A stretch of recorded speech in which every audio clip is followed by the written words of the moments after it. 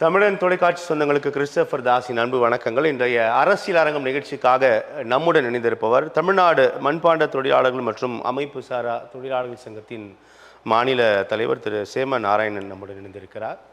அவரோடு அவர் துறை சார்ந்து நிறைய விஷயங்கள் பேச இருக்கிறோம். அவரோட துறை சார்ந்து பல்வேறு கோரிக்கைகள் முன்வைத்து சமீபத்தில் ஒரு ஆர்ப்பாட்டத்தை நடத்தியிருக்கிறார்கள் மற்றும் பல கோரிக்கைகள் முன்வைத்து ஒரு மாநாடும் நடத்தவிருக்கிறார். அது குறித்தும் நிறைய விஷயங்கள் நம்ம பேச இருக்கோம். சார் வணக்கம். நலமா இருக்கீங்களா? வணக்கம் சார். தமிழ் தொலைக்காட்சி நேயர்களுக்கு நன்றி கலந்த வணக்கங்கள். உங்களுடைய அந்த தமிழ்நாடு மண்பாண்ட தொழிலாளர்கள் சங்கம் மற்றும் அமைப்பு சாரா தொழிலாளர் சங்கம் நீண்ட காலமாக களத்தில் இயங்கி வருகிறத நம்ம பார்க்குறோம். இப்போ நிறைய கோரிக்கைகளை முன் வச்சு சமீபத்தில் ஒரு ஆர்ப்பாட்டம் நடத்திருக்கீங்க மற்றும் மாநாடும் நடைபெறவிருக்கிறது. என்ன சார் தற்போது என்ன கோரிக்கைகள் முன் வைக்கிறீங்க? என்ன உங்களுடைய கோரிக்கைகள் என்பது என்ன? தமிழகத்தில் உள்ள 40 மாவட்டங்களிலும் மண்பாண்ட தொழிலாளர்கள் பரவலாக வசித்து வருகிறார்கள். குறைஞ்சபட்சம் 40 லட்சம் மக்கள் வாழுகின்ற அந்த குடும்பங்களிலே 10% மக்கள் மட்டும்தான் களிமண்ணை மூலப்பொருளாக கொண்டு பணியாற்றுகின்ற தொழிலாளர்கள் வசித்து கொண்டு வருகிறார்கள். அந்த மக்களுக்கு வாழ்வுரிமைக்காக வேண்டி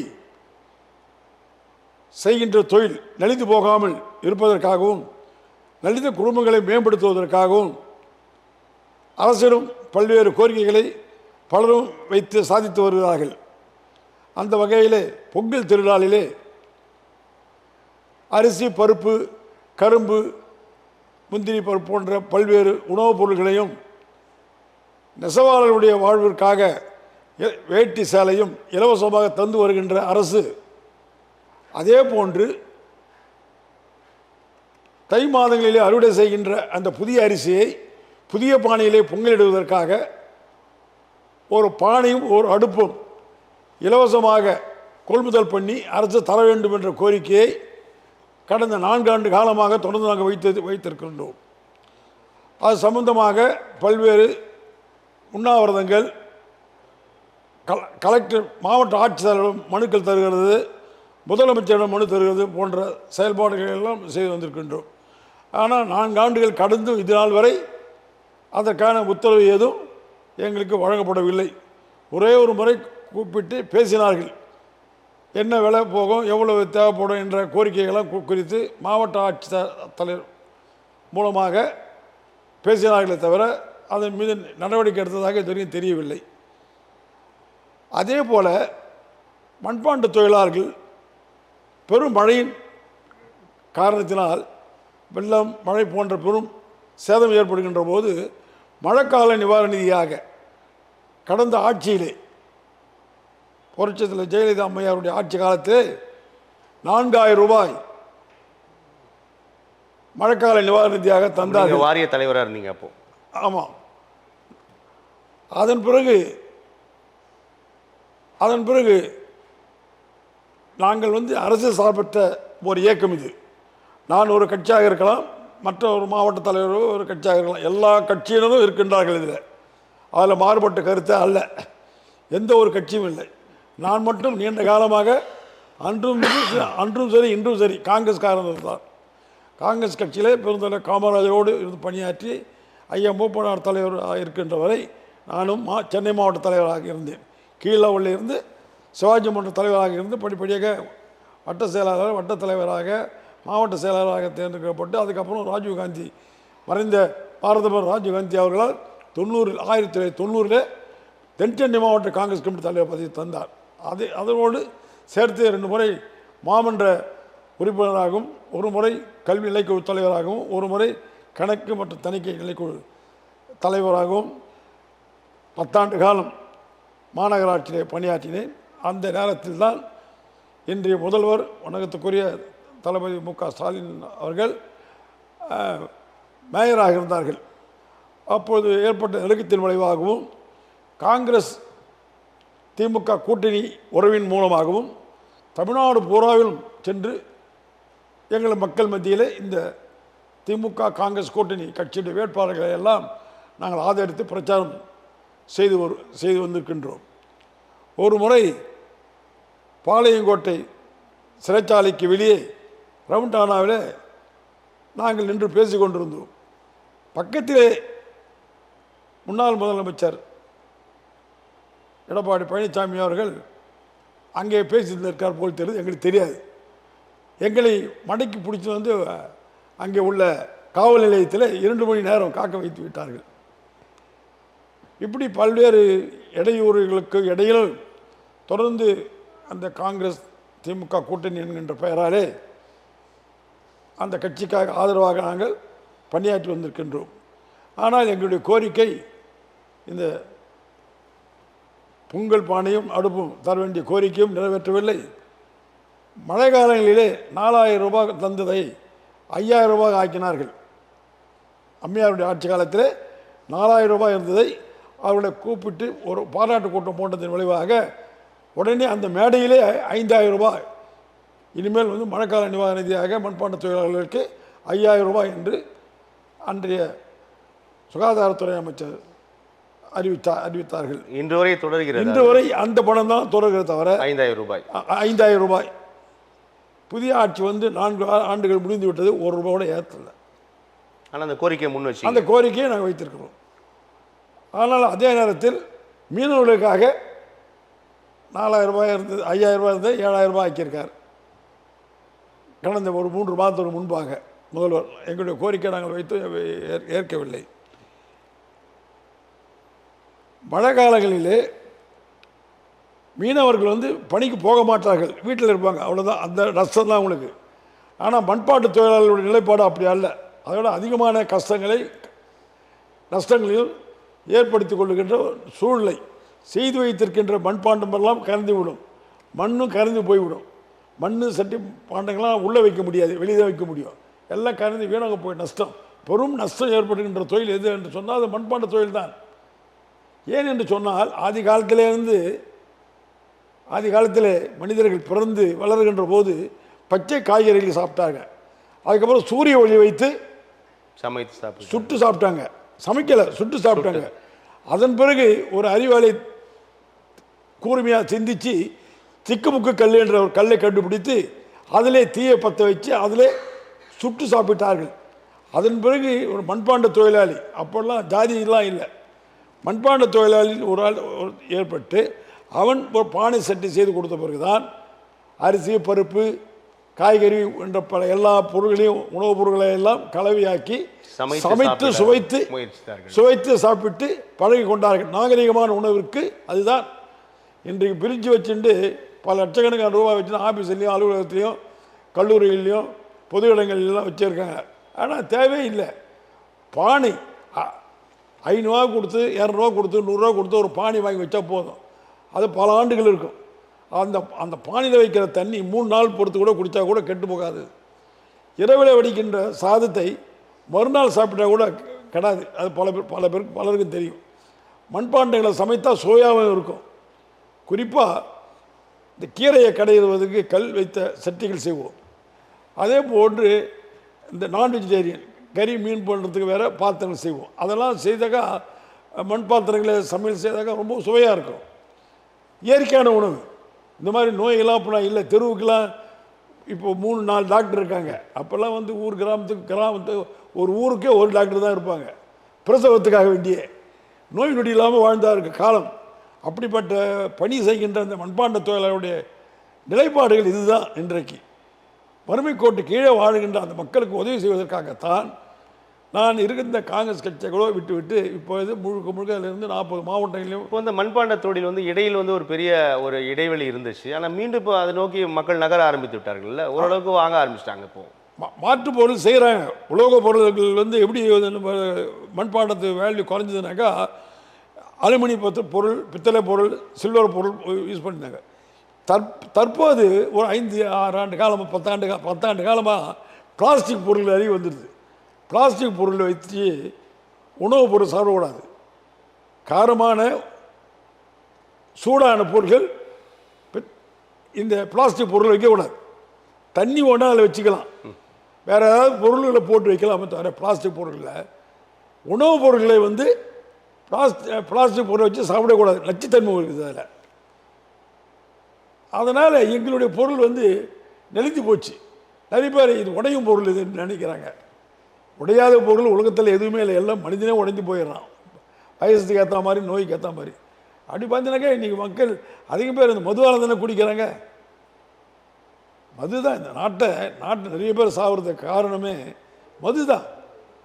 மது இல்லாத மாநிலமாக ஆக்கணும். ஏன்னு கேட்டாக்கா இந்தியா நல்ல சூழ்நிலை உள்ள இடம்.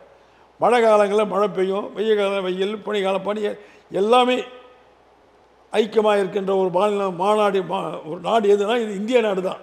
பாரத நாடு தான் மிக சிறப்பான செழிப்பான நாடு. அந்த பாரத நாட்டுக்குள்ளே இந்த மாதிரி குளிர் பிரதேசத்தில் தான் அந்த பிராந்தி பிஸ்கி சொல்கிறாங்களே அந்த மாதிரி மது கடைகள் அங்கே இருக்கலாம். இங்கே இந்தியாவில் காஷ்மீரில் மட்டும்தான் குளிர் பிரதேசம் அங்கே இருக்கலாம். தமிழ்நாட்டில் ஊட்டியில் இருக்கலாம். மற்ற மாநிலங்களில் மது தேவையே இல்லை.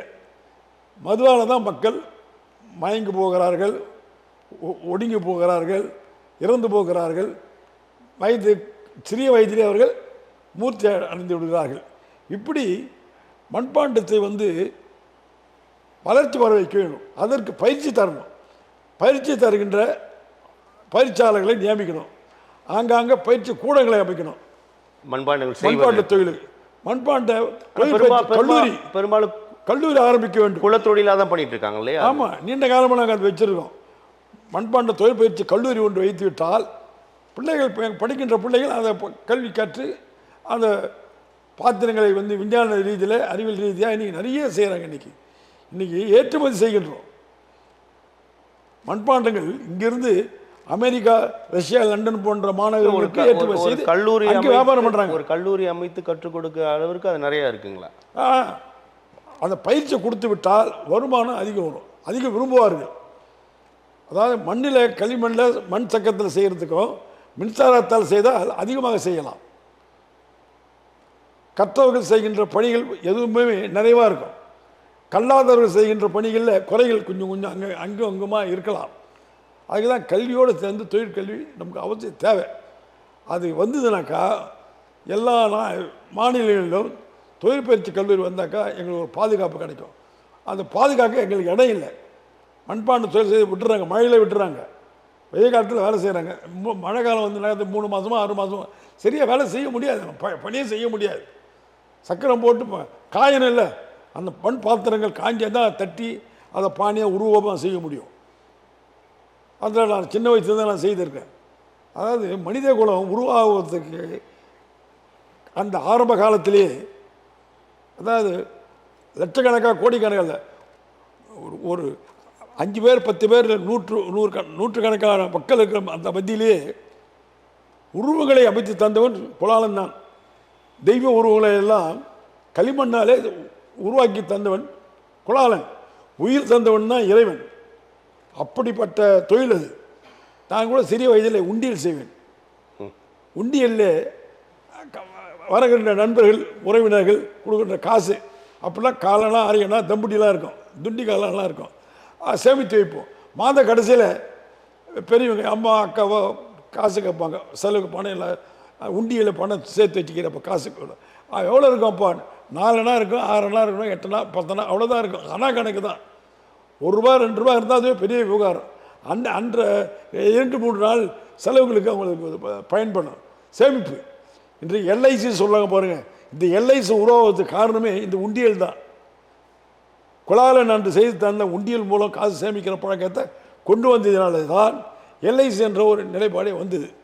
ஆக இப்படி வளர்ச்சி பணிகளுக்கு ஆரம்ப காலத்திலிருந்து இன்று வரை ஆரோக்கியமான வாழ்க்கைக்கும் வளமான உணவு உண்பதற்கும் நீர் குடிப்பதற்கும் ஏற்ற பாத்திரங்கள் மண் பாத்திரங்கள் தான்.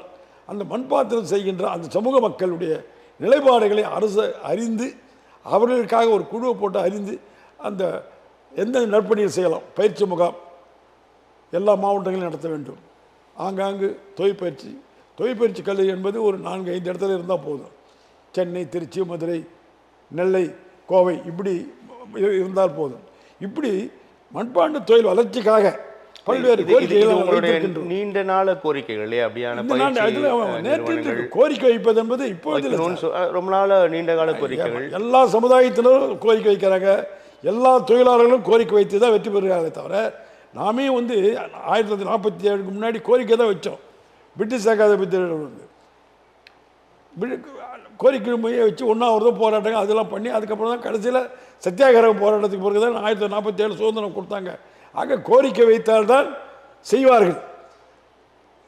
நல்ல அரசாங்கம் இருந்தால் உடனடியாக அது உதவி செய்வாங்க. அரசாங்கம் தரப்புல போய் பேசியிருக்கீங்களா இந்த கோரிக்கை? உங்களோட அரசாங்க தரப்புல உட்காந்து பேசியிருக்கீங்களான்னு நான் பலமுறை பலமுறை அமைச்சர்களிடம் அதிகாரிகளும் எனக்கு அனுபவம் இருக்குது. நான் வாரிய தலைவராக இருந்தேன். மாநகராட்சியில் வந்து 2 முறை கல்வி நிலைக்குழு தலைவராகவும் கணக்கு மன்ற தனிநிலைக்குழு தலைவராகவும் ஆக அது ஒரு 10 ஆண்டு காலம், இது ஒரு 15 ஆண்டு காலம் அரசு மாநகராட்சியிலும் அரசியலும் நான் நிர்வாக பொறுப்பில் இருந்தேன். காங்கிரஸில் வந்து மாவட்ட செயலாளராக தொடர்ந்து 7 ஆண்டு காலம். அரசாங்கம் தப்பு என்ன சொன்னாங்க? உங்களுடைய பரிந்துரைகள் அரசாங்கம் என்ன? அதுதான் அவங்க செவிசாய்க்க மாட்டேங்கிறாங்க. அதனால தான் உங்கள்கிட்ட சொல்ல வேண்டிய நிலையில் இருக்குது, கோரிக்கை வைக்க வேண்டிய நிலையில் இருக்குது. செய்தி இருந்தாக்கா இப்போ அந்தம்மா செய்தாங்க, நம்ம ஏன் சொல்கிறோம்? அந்தம்மா நான் ஆதரிக்கவே இல்லை. நான் ஆதரித்தது பூரா திராவிட முன்னேற்ற கழகத்தை தான். பிறவி காங்கிரஸ்காரன், இன்றைக்கு இல்லை, என்றைக்கு நான் காங்கிரஸ்காரன் தான். ஆனால் சமுதாயம் வரும்போது அந்த சமுதாய மக்களுக்காக தான் பாடுபடுறத தவிர கட்சி முக்கியமாக சமுதாயம் முக்கியமானா என்னை அடியளத்தில் வாழ்கின்ற அந்த சமுதாயம் மேம்பட வேண்டிய எண்ணத்திற்காக நான் சமுதாயத்தை தான் முன்னிலை கையில் எடுப்பேன். அரசியல் கட்சி என்பதோ காங்கிரஸ் கட்சி என்பதோ அது என்னுடைய பிறவி. நான் எங்கள் குடும்பமே அந்த இயக்கத்தில் தான் ஆரம்ப காலத்துலேருந்து இருந்திருக்குது.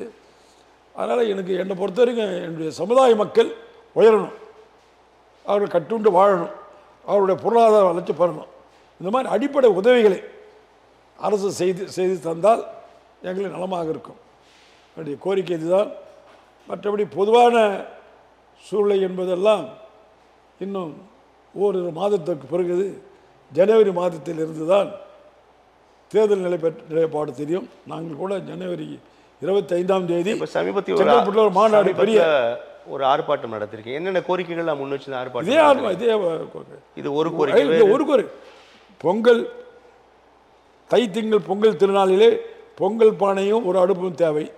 2வது மழைக்கால நிவாரண நிதியாக 5000 ரூபாய் அந்த அம்மா கடந்த ஆட்சியில் இருந்த புரட்சித்தலைவி அம்மா அவர்கள் தந்தார்கள். அதனை 10,000 ரூபாய் ஆக்க வேண்டும் என்ற கோரிக்கை நாங்கள் வைத்திருக்கின்றோம்.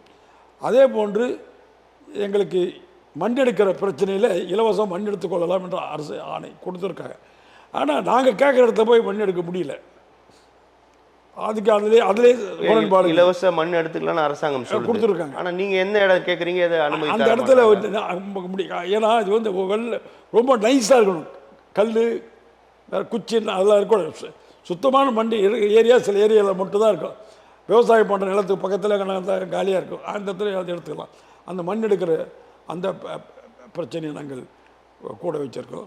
அதே போன்று மண்பாண்ட தொழில் செய்கின்ற அந்த மக்கள் இந்த மண்பாண்ட தொழில் போகக்கூடாது. எதிர்கால சந்தையை தெரிந்து கொள்வதற்காக பாடப்புத்தகத்தில் ஒரு பிரிவை உருவாக்கி மண்ணின் மகத்துவத்தை அறிந்து கொள்ளுகின்ற வகையிலே ஒரு பாடப்புத்தகத்தை உருவாக்க வேண்டும் என்ற கோரிக்கை வைத்திருக்கின்றோம். 2வது எங்களுக்கு அரசியல் அங்கீகாரம் கிடைக்க வேண்டும். அந்த அரசியல் அங்கீகாரம் எப்படி கிடைக்கணும்னு சொன்னாக்கா மக்கள் ஜனத்தொகையை எடுக்க வேண்டும். மக்கள் ஜனத்தொகை மத்திய மாநில அங்கீகாரம்னா புரியல. அரசு அங்கீகாரம்னா புரியல. என்ன அங்கீகாரம் வேணும்னு சொல்றீங்க? என்ன அரசு அங்கீகாரம் என்பது? இந்த கோரிக்கைகளை எல்லாம் நாடாளுமன்றத்தில் சட்டமன்றத்தில் எங்கள் ஆளுங்க இருந்தாக்கா அதை பற்றி பேசுவாங்க. அந்த அரசியல் அங்கீகாரம் வேணும். அது கூட்டணி மூலமாக அந்த அங்கீகாரங்களை கிடைக்கும்.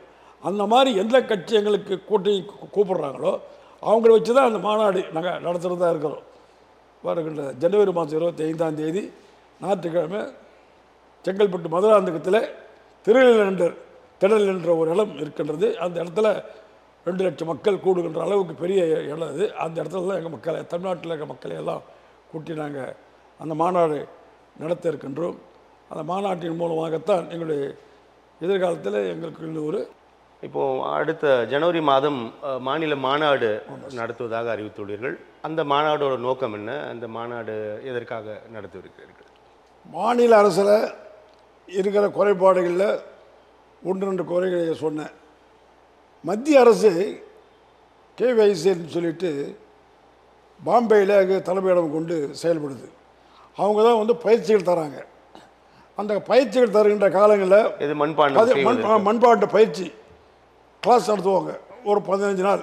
அதுக்கு ஒரு ஆசிரியர், அதுக்கு ஒரு பொறுப்பாளர்கள்லாம் போட்டு மத்திய அரசு நிறுவனம் அந்த பயிற்சியில் பங்கு பெறுவர்களுக்கு இந்த மின்சாரம் தராங்க.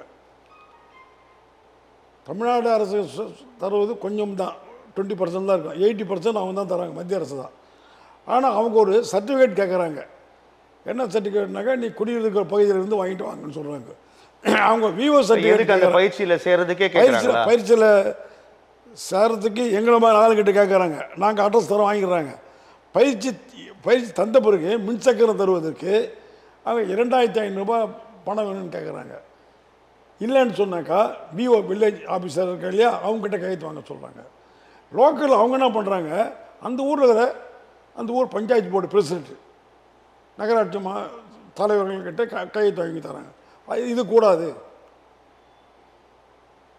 அவரும் மக்களால் தேர்ந்தெடுக்கப்பட்ட நிர்வாகம் தான். ஒரு அதிகாரி நியமிக்கிறதே அரசு தான். மக்களால் தேர்ந்தெடுக்கப்பட்ட நாடாளுமன்றம் தான். இப்போ விஓ கிட்ட கையெழுத்து வாங்கல என்ன சிக்கல் இருக்க போது? விஓ கிட்ட கையெழுத்து பெறுவதில் என்ன சிக்கல்? அதுதான் நான் கேட்டேன். அதுதான் லெட்டர் அனுப்பிச்சிக்கிறேன். மத்திய அரசுக்கும் அனுப்பிச்சிருக்கேன், கேவிஐசிக்கும் அனுப்பிச்சிருக்கேன், காப்பி தமிழகத்துக்கும் அனுப்பியிருக்கேன். அந்த மாதிரி சில முறைகேடுகள்லாம் ஒரு சிலர் செய்கிறாங்க. அது எல்லோரும் நான் சொல்ல மாட்டேன். நிறைய அதிகாரிகள் வந்து இந்த மண்பாண்ட தொழில் நிறுவனப்படுத்தணும், மேம்படுத்தணும், அதுக்கு வேண்டி சலுகைகளை தரணுங்கிற நோக்கத்தில் செயல்படுற அதிகாரிகள் நான் பார்க்குறேன், நிறைய பேர் இருக்காங்க. அதுக்கு அடுத்த கட்டத்தில் இருக்கிறவங்க இந்த மாதிரி அங்கே ஒன்று இங்கே ஒன்றுமா தவறுகளை செய்கிறேன், சுட்டி காட்டுறேன். அதெல்லாம் நான் சுட்டி காட்டி போன வாரம் தான் அதை பற்றி தகவல் இருந்தது எனக்கு. தென்காசியிலேருந்து பல மாவட்டத்திலேருந்து வந்துருக்குது எனக்கு. அந்த காப்பி நான் கேவிஐசி தலைநகரம் வந்து பாம்பே, அங்கே தான் நான் ஏற்கனவே நேரடியாக போய் பார்த்துருக்கேன். அந்த அதிகாரி ஆஃபீஸருக்கெல்லாம் அந்த குறையை பண்ணிங்க. இந்த மாதிரி மத்திய அரசிலும் மாநில அரசிலும் தொழிலாளர்கள் சார்ந்த நிலைப்பாடுகளில் எந்த விதமான எதிர்பார்ப்பும் இல்லாமல் உதவிகளை செய்ய வேண்டும் என்ற ஒரு கோரிக்கையும் நாங்கள் வைக்கிறோம். அது மாதிரி ஒரு ஆறு கோரிக்கைகள், அந்த 6 கோரிக்கைகளை முன்வைத்து தான் நாங்கள் அந்த மாநாடு நடத்த இருக்கின்றோம். அந்த மாநாட்டின் போது யார் வருகிறார்கள் என்பதை அறிந்து தான் எங்களது 40 லட்சம் மக்கள் உள்ள மண்பாண்ட தொழிலாளர்களுடைய அரசியல் நிலைப்பாடுகளை நாங்கள் அந்த மாநாட்டின் மூலமாக நாங்கள் அறிவிப்போம். அதற்கான காலத்தையும் நேரத்தையும் நாங்கள் எதிர்பார்க்கின்றோம். ஆகவே மண்பாண்ட தொழிலாளர்களுடைய நிலைப்பாடு இந்த நிலையில் தான் இன்றைக்கு இருந்து கொண்டிருக்கின்றது. மாநாட்டில் வந்து உங்களுடைய அரசியல் நிலைப்பாடை நீங்கள் அறிவிக்க இருக்கீங்க? கண்டிப்பாக அறிவிப்போம். கண்டிப்பாக அதெல்லாம் அறிவிப்போம். அதில் யார் ஒப்புதல் நம்ம தராங்களோ, யார் நல்லது செய்வாங்களோ அவங்க தான் ஆதரிக்க முடியும். உங்கள் கோரிக்கைகள் ஏற்றுக்கொள்ளக்கூடிய கட்சிகளுக்கு உங்களுடைய ஆதரவு தருவீங்க. அதுதான். இப்போ நீங்கள் நலவாரிய தலைவராக இருந்ததுலேருந்து ஏறக்குறைய அதிமுக, திமுக 2 கட்சிகளோடுமே நல்ல தொடர்பில் பயணிச்சிருக்கீங்க இல்லையா? இந்த கோரிக்கைகள் பரவலாக இந்த 2 கட்சிகளும் அறிந்தது தானே? அறிந்தவைகள்லாம் ஆனால் சரியாக செய்யலை ஒரு உணர்வுகள், குறைபாடுகள் தமிழகத்தில் இருக்கிற அத்தனை தொழிலாளர்களுக்கும் உண்டு. ஏன்னா பல்வேறு வகையில் பல நிலைப்பாடுகளை பல தான் செய்கிறத நம்ம பார்க்கணும். குறிப்பிட்டு ஒவ்வொன்றையும் நம்ம சொல்ல முடியாது. ஆனாலும் எங்களுடைய துறையில் சரியாக கவனிக்க மாட்டேன்றாங்க. என்ன காரணம்? அதுக்கு தான் தெரியும். அந்த காரணம் என்னன்னு தெரியல. அதெல்லாம் எலெக்ஷன் நேரத்துலாம் தெரியாது. இப்போ 40 லட்சம் உறுப்பினர்கள் உங்களுடைய அமைப்பில் இருக்காங்க. 40 லட்சம் உறுப்பினர்கள் என்பது 40 லட்சம் குடும்பங்கள் இல்லையா? ஆமாம். மொத்தமாக 40 லட்சம் மக்கள் குடும்பங்கள் சொல்ல முடியாது. குடும்பத்தில் 5 பேர் 6 பேர் இருப்பாங்க இல்லையா? ஆக டோட்டலாக வந்து ஆனால் அது 10 லட்சம் பேர் தான் இந்த தொழிலில் செய்கிறாங்க. பாக்கி பேரெல்லாம் மாற்றுத் தொழில் நிறைய மத்திய மாநில அரசு, தனியார் துறை, அது மட்டும் இல்லாத கொத்தனார், பெரியாள், சித்தாள், கார்பெண்டர், பெயிண்டரு, இப்படி பல்வேறுபட்ட பணிகளில் அவங்களாம் தொடர்ந்து வேலை செய்கிறாங்க, மாற்று வேலை செய்கிறாங்க.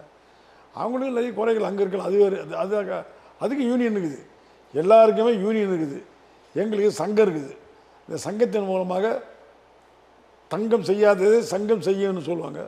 சங்கத்தின் மூலமாக தான் வந்து 2-3 கோரிக்கைகள் நாங்கள் நிறைவேற்றிருக்கோம். இன்னும் பல கோரிக்கைகளை வச்சுருக்கோம். இந்த கோரிக்கைகள்லாம் வெல்லணுன்றது தான் எங்களுடைய நிலைப்பாடு. அது எந்த கட்சி ஆட்சி எங்களுக்கு அதை குறைபாடு போக்குகிறார்களோ அவரோடு நாங்கள் இணைந்து. வாரிய தலைவராக இருந்தீங்கல்ல, நலவாரிய தலைவராக இருந்தீங்க. அது அரசாங்கம் உங்களுக்கு தந்த ஒரு பெரிய அங்கீகாரம் தானே. வாரிய தலைவராக நீங்கள் என்னென்ன பண்ணீங்க அந்த உங்களுடைய துறை சார்ந்த? அதில் வந்து நாங்கள் தமிழ்நாடு பூரா 4 முறை சுற்றி வந்து மக்கள் மத்தியில், ஏன்னா எங்கள் மக்கள் வந்து கிராமப்புறங்களில் தான் வாழ்வாங்க பெரும்பாலும். இந்த தொழில் செய்கிறவங்க வேறு மாட்டு தொழில் செய்கிறவங்க வசதியாக இருக்காங்க. இன்றைக்கி ஓரளவுக்கு. ஆனால் கீழ் லெவலில் உள்ளவங்களை ஃபுல்லாக கிராமப்புறத்தில் தான் இருப்பாங்க. அங்கெல்லாம் போயிட்டு அவங்களாம் சொன்னாக்கா பல பேருக்கு படிக்க தெரியல, எழுத தெரியல, பாரம் புள்ள பண்ண தெரியல. இந்த நிலையில் 52,000 பேரை உறுப்பினர் நான் சேர்த்தேன். அந்த 52,000 பேருக்கு முறையான நலத்திட்ட உதவிகள்லாம் போய் சேர்றதுக்கு வாய்ப்பு இல்லை. நலவாரியங்கள் தான் தனியாக போட்டாங்களே தவிர 34 நலவாரியங்களை போட்டாங்களே தவிர நிதி ஒதுக்கீடு என்பது ஒன்று தான். அந்த ஒரு நிதியிலேருந்து தான் மற்றவங்களாம் பகிர்ந்து கொடுப்பாங்க. எங்களுக்குன்னு தனியாக ஒரு நிதியே இல்லை. 10 ரூபாயோ நாங்கள் எடுத்து ஒரு சக்கரம் மின் சக்கரம் வாங்குமோ பலகையோ தட்டோ வேறு அவங்களுக்கு வேண்டிய உதவிகளோ நாங்கள் செய்ய முடியாது. அந்த மாதிரி எல்லாம் இருக்காங்க. அதே மாதிரி பல ஆண்டு காலமாக குடியிருந்து வருகின்ற அந்த வீட்டுக்கு அவங்க தொழில் செய்கிற இடத்திற்கு சூழ வைக்கிற இடத்திற்கு அடிமனை பட்டா வேணும்னு கேட்டிருக்கோம். கோரிக்கைகளை வருது. நிறைய ஒரு 5-6 கோரிக்கை நாங்கள் வச்சுருக்கோம். அந்த கோரிக்கைகளை இதெல்லாம் வருது, அதெல்லாம் அதை செய்யணும். அந்த மாதிரி தொழிலாளர் நலனுக்காக என்னென்ன உதவிகள் செய்ய முடியுங்கிறத அரசு உணர்ந்து அறிந்து செய்தாக அந்த கட்சியோடு நாங்கள் துணை இருப்போம், அந்த கட்சிக்கு நாங்கள் ஆதரவு அளிப்போம். இதுதான் எங்களுடைய நிலைப்பாடு. 2026 சட்டமன்ற தேர்தல் நம்ம எதிர்கொள்ளக்கூடிய நிலையில் பரஸ்பர தேர்தல் பரப்புரைகள் ஆரம்பமாகி விட்டதை நம்ம பார்க்குறோம். இப்போ நான் முன்னமே குறிப்பிட்டது மாதிரி உங்கள் கோரிக்கைகள் அப்படின்றது ஒரு நீண்ட கால கோரிக்கைகள் தானே? ஆமாம், நீண்ட காலம். இப்போ இந்த மாநாடு மூலமாக நீங்கள் இப்போ ஆளும் கட்சிக்கு இதை தெரியப்படுத்த போகிறீங்க. ஆனால் ஏற்கனவே இவர்கள் அறிந்தது தானே உங்கள் கோரிக்கைகள்? ஆமாம், இந்த கோரிக்கையில் திடீர்னு இப்போலாம் இது பல ஆண்டு காலமாக நானே இது 52 ஆண்டுகள் ஆயிடுச்சு. 1973 ஆரம்பிக்கப்பட்ட மன்றம் 50ஆம் ஆண்டு பொன்விழா நிகழ்ச்சி 2 ஆண்டுக்கு முன்பாக நடத்தினோம். 52 வருஷமாக இந்த சங்கத்தை அவங்க கட்டி காத்து வரும். அதனால தான் 41 மாவட்டமும் எங்களோட கட்டுப்பாட்டுக்குள்ளே நீங்கள் எடுக்கிற முடிவுக்கு நாங்கள் கட்டுப்படுற அளவுக்கு எல்லா மாவட்ட தலைவர் நிர்வாகிகளும் சொல்லியிருக்காங்க. அதன் அடிப்படையில் தான் எங்களுடைய செயல்பாடுகள் இன்றைக்கு சிறப்பாக போயின்ட்டுருக்குது. வேண்டுகோள் வைக்கிறோமே தவிர நிறைவேற்றலை, வேண்டுகோள் வைக்கிறோம். இன்றைக்கு தமிழகத்தில் பல்வேறு மாநிலங்களிலிருந்து வேலை வாய்ப்பை தேடி தமிழகத்துக்கு வர்றாங்க. தமிழகத்துக்கு வந்து வரவங்களுக்கு வேலை வாய்ப்புகள் கிடைக்கிது, அவங்க வேலை செய்கிறாங்க, அவங்க ஹிந்தி பேசுகிறாங்க.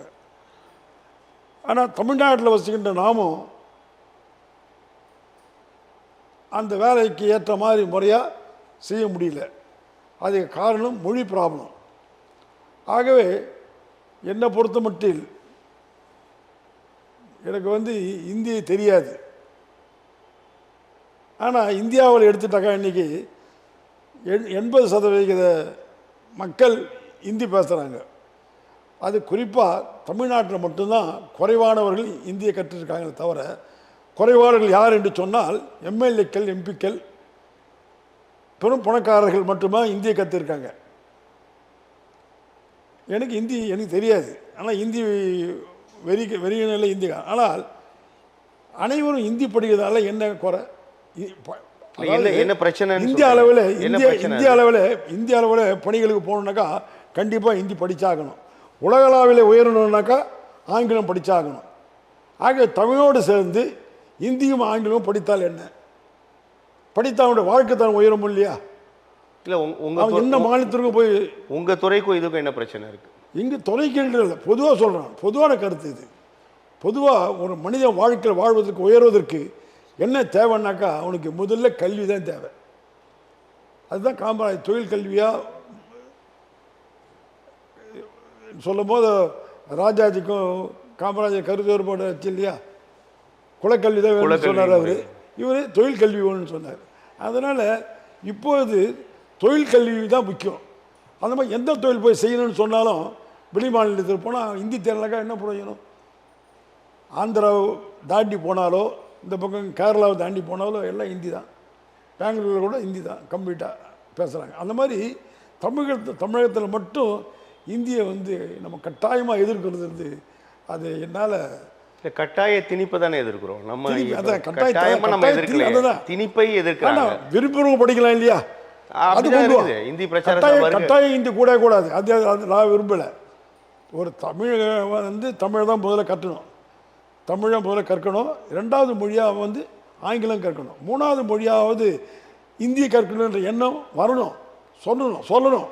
ஆனால் சில பேர் வந்து கட்சி ரீதியாக அதை வந்து தப்பாக நினைக்கிறாங்க, அரசியல் ரீதியாக தப்பாக நினைக்கிறாங்க. என்னுடைய மனசாட்சி என்ன சொல்லுதுனாக்கா, நான் உயரணும்னு சொன்னாக்கா எனக்கு ஹிந்தி வேணும், நான் உயரணுனாக்கா எனக்கு ஆங்கிலம் வேணும். தமிழகத்தை மட்டும் நம்பி நான் வாழ்ந்துருந்தாக்கா பல பேரை வாழ வைக்க முடியாது, பல பேருக்கு உதவி பண்ண முடியாது, பொருளாதார வளர்ச்சி பெற முடியாது. எந்த ஒரு மனிதனும், தனி ஒரு மனிதனுடைய வளர்ச்சி மொழி தான் மெயின். பேச தெரியலனாங்க எனக்கு எப்படி சார் நீங்கள் கூப்பிட்டுருப்பீங்க? நீங்கள் தமிழ் தெரியும் உங்களுக்கு, அதெல்லாம் தமிழ் எனக்கு தெரியும், என்னை கூப்பிட்டு தமிழில் பேச வைக்கிறீங்க, நான் பேசுகிறேன். பேசும் மொழியே அது இந்தியா இருந்தாங்கன்னா, ஆங்கிலமாக இருந்தாலும், தெலுங்காக இருந்தால், மலையாளமாக ஏதோ இருந்தாங்கன்னா பிற மொழியை கற்பதில் என்ன கஷ்டம்? இல்லை இப்போ அது நான் ஒரு அந்த கருத்தில் மாறுபடுறேன். நம்ம திணிப்பை எதிர்க்கிறீங்கன்னு சொல்கிறோம். கண்டிப்பாக திணிப்பை எதிர்க்கிறேன். மும்மொழி கொள்கை ஏற்றுக்கொள்ளனா நம்ம கல்விக்கான நிதி தர மத்திய அரசு தயாராக இருக்கிறாங்க. அந்த பணம் முடிக்கிறீங்க சார். ஆமா, பல்லாயிரம் கோடி ரூபாய் முடிக்க வச்சிருக்காங்க. அப்போ இதை ஏற்றுக்கொண்டால் தான் நாங்கள் தருவோம் அப்படின்றத திணிப்பை நம்ம அந்த பின்னணியில் தானே இதை எதிர்க்கிறாங்க. அப்படி நம்ம நினைக்கக்கூடாது. ஏன் நீ மொழி கட்டாயப்படுத்தாத. கற்பதற்கு கட்டாயம் இருக்கக்கூடாது. இந்தியை கற்பதற்கு கட்டாயம் இருக்கக்கூடாது. ஆனால் இந்தியே கூடாது என்கிறத அந்த ஒரு கட்டுப்பாடு தேவையில்லையே நமக்கு. அதுதான் நான் சொல்கிறேன். பிற மொழியின் மூலம் நீ வளர்ற. இப்போ நீங்கள் பார்லிமெண்ட்டில் போனாக்கா யாராவது பார்லிமெண்ட் மெம்பரை ஒருத்தருக்காவது ஹிந்தி தெரியாதாலும் சொல்லுங்க பார்க்கலாம். எல்லாருமே அங்கே போனால் ஹிந்தி கற்றுக்கலாம். 6 மாதத்தில் கற்றுக்கலாம், 3 மாதத்தில் கற்றுக்கலாம். அந்த மாதிரி ஆற்றல் திறமையெல்லாம் உள்ளவர்கள். ஆனால் நான் கற்றுக்கொள்ளவில்லை. அது ஒரு என்னுடைய குறை. அது ஆனால் என்னுடைய அந்த குறை மற்ற இருக்கக்கூடாது. மற்றவங்களாம் உயரணும். நான் உயராக போனாலும் என்னை சார்ந்தவர்கள் உயர்ந்து நிற்கணும், இந்த சமுதாயம் உயர்ந்து நிற்கணும். அந்த அடிப்படையில் நான் சொல்கிறேன் தவிர இந்தியை வந்து நான் விரும்பி படி, கட்டாயப்படுத்தி படி நான் சொல்ல மாட்டேன். ஆனால் தமிழகத்தில் இஷ்டப்பட்டு படி. தமிழகத்தில் மீண்டும் மீண்டும் அது அரசியலாக்கப்படுகிறதா அப்படி புரிஞ்சுக்கலாம்? ஆமாம், இது ஒரு அரசியலாக்க தான் படும் சார். இப்போ மது வந்து மக்கள் தீமை மனிதன் எப்படிலாம் அடிக்குது இல்லையா?